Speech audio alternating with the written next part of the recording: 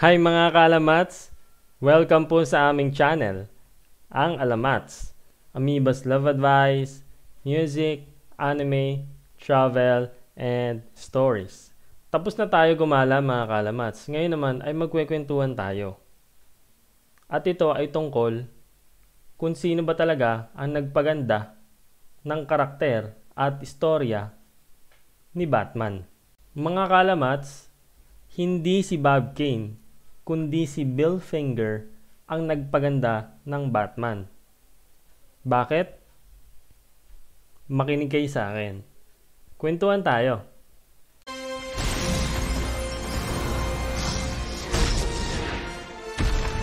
Mga kalamats, taong 1939, kasagsagan noon ng kasikatan ni Superman, ay sinabihan sila ng National Comics editor na si Vince Sullivan na gumawa ng isang karakter na kayang tumapat sa superhero na si Superman.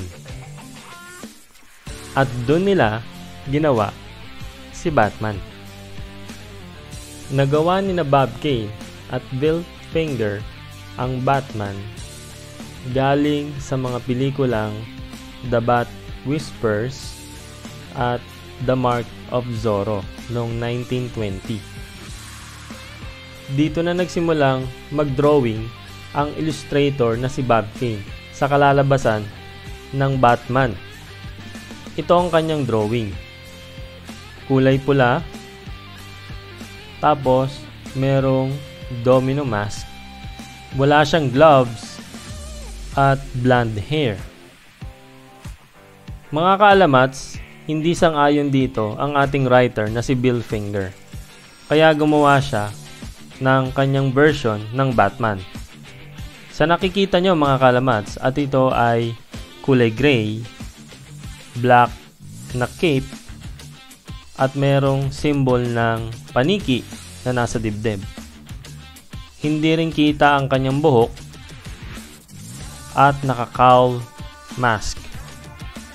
Yan ang iconic na itsura ng Batman at ito ay gawa ni Bill Finger. Mga kaalamats, taong 1939 sa buwan ng Mayo ay inilabas ang unang issue ng Batman Comics at ginamit sa cover ang illustration ni Bill Finger. Si Bill Finger ang nagpaganda talaga ng Batman. At narito ang kanyang kontribusyon sa karakter ng ating superhero. Fancy that. Yeah, Bruce. Fancy that. Rachel, Natasha, Natasha, Rachel. Natasha, are you the prima ballerina. Mga kaalamats, sinulat ni Bill Finger ang secret identity ni Batman. At yun ay si Bruce Wayne. May pinagkunan ang pangalang Bruce. Ito ay galing sa 14th century Scottish king na si Robert the Bruce. Ang Wayne naman ay galing sa Revolutionary War soldier na si Mad Anthony Wayne. Ang galing, di ba? Open fire.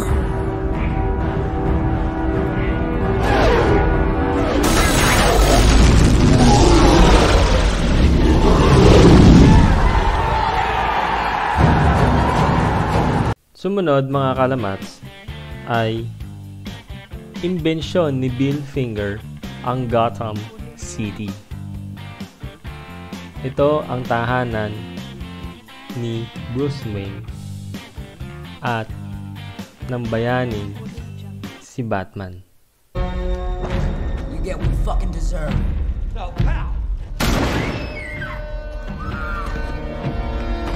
Alam natin lahat kung paano nagsimula si Batman.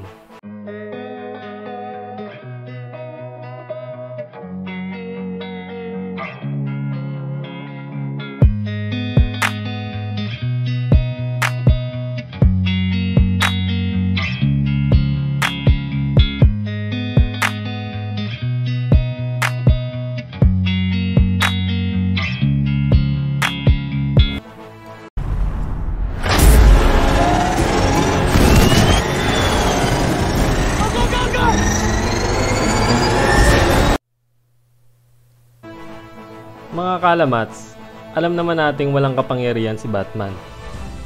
Kaya para makapunta siya sa mga lugar ng krimen, agad-agad ay kailangan niya ng sasakyan. Dito, inilabas at dinisenyo ni Bill Finger ang Batmobile na halos laging ginagamit sa mga pelikula ni Batman. Be careful.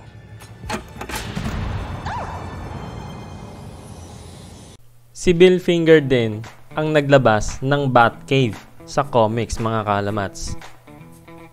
Alam nating dito nagtatago si Batman, nag-aaral sa gabi. You guys having a party? I guess our invite got lost.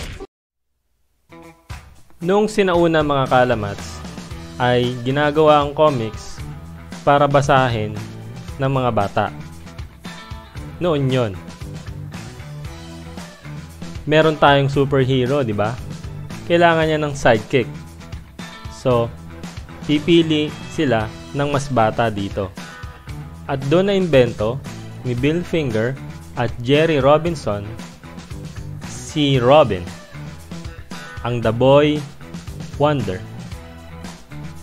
Si Robin, mga kalamats, ay inihahalin tulad kay Watsons, nakasama ni Sherlock Holmes. I thought my jokes were bad. Give me one reason why I shouldn't have my boy here pull your head off. How about a magic trick?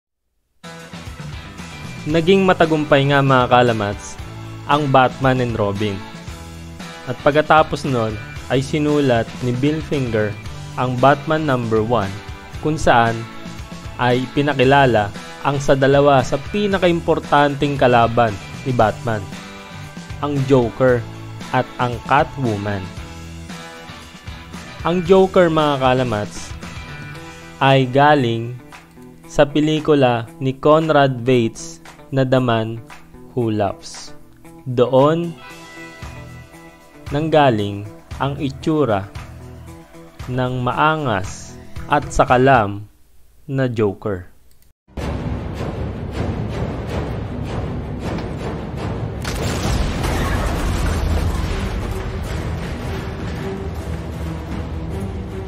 Hindi lang si Catwoman at Joker ang ginawa ni Bill Finger. Kasama din niyang gumawa si Bob Kane ng Scarecrow, the Penguin. Kasama naman niya si Dick Sprang sa paggawa ng The Riddler. Nagtandem naman sila ni Sheldon Moldoff sa paggawa ng Clayface at Calendar Man. Ang dami pang ginawa ni Bill Finger, mga kalamats, na karakter na pang-suporta, gaya na lang ni Batgirl, ni Bite Mite, at ang kanilang aso na si Ace, the Bat Hound. Sa dami ng ginawang istorya at karakter ni Bill Finger, mga kalamats, ay inabot pa ng ilang taon bago siya bigyan ng parangal at credits sa mga pelikula at comics. Inangkin kasi noon ni Bob Kane ang karakter ni Batman. Si Bob Kane din ang yumaman, mga kalamats. At ang ating Bill Finger ay namatay sa edad na 60 na wala man lang kumikilala. Ganun pa man, mga kalamats, ay nagtagumpay ang mga kamag-anak ni Bill Finger para makilala siya na co-creator ng Batman. At ngayon ay kasama na at tinanggap ng DC na si Bill Finger ay dapat mapasama sa mga gumawa ng Batman. Nagustuhan niyo ba, mga kalamats, ang ating kwentuhan ngayon? Maraming salamat sa inyong pakikinig at maraming salamat sa pagtutok sa buhay ng nagpaganda ng Batman na si Bill Finger. Mga kalamats, Kung meron kayong komento, negatibo man o positibo, ay itype lamang yan sa baba. Huwag kakalimutang mag-like at mag-subscribe sa ating YouTube channel. Hanggang sa susunod na video mga kalamats. Salamat!